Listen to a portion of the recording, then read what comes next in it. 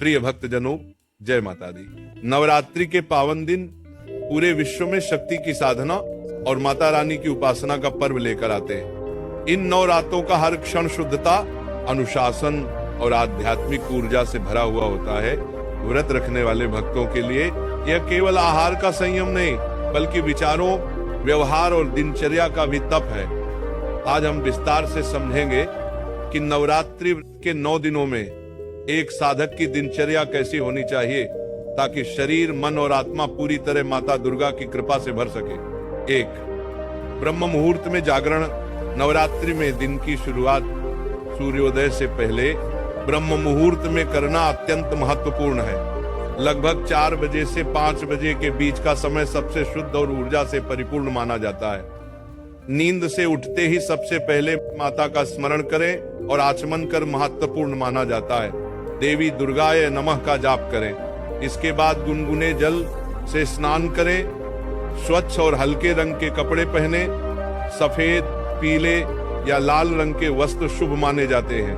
2. प्राणायाम और ध्यान।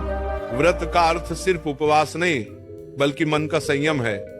सुबह की शांति में प्राणायाम, अनुलोम विलोम, गहरी श्वास और ध्यान करने से मानसिक स्थिरता आती है।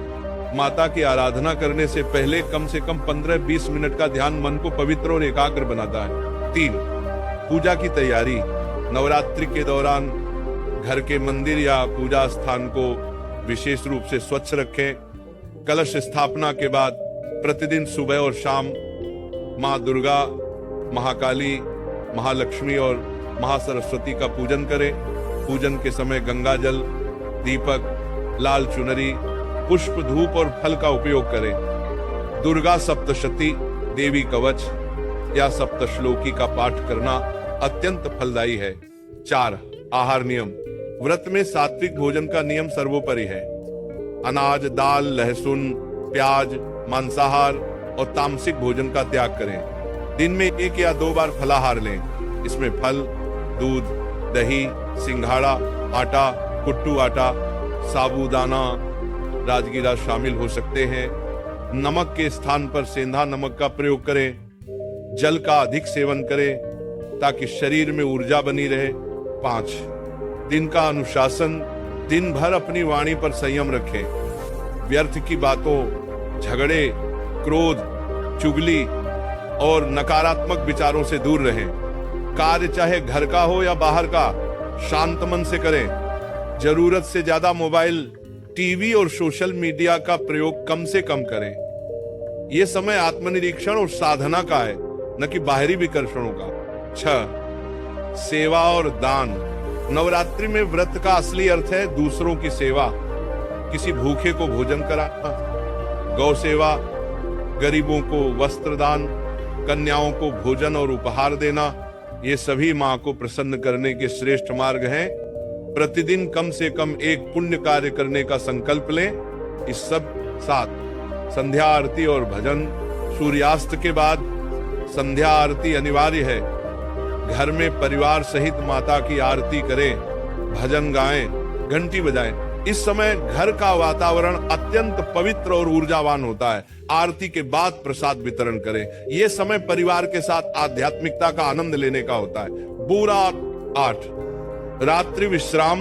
दिन भर के व्रत और पूजा के बाद रात में हल्का भोजन करें, फिर माता का स्मरण कर विश्राम करें। सोने से पहले जय माता दी का नाम जपें। ये नाम जप न केवल नींद को गहरा बनाता है, बल्कि मन में शांति और संतोष भर देता है।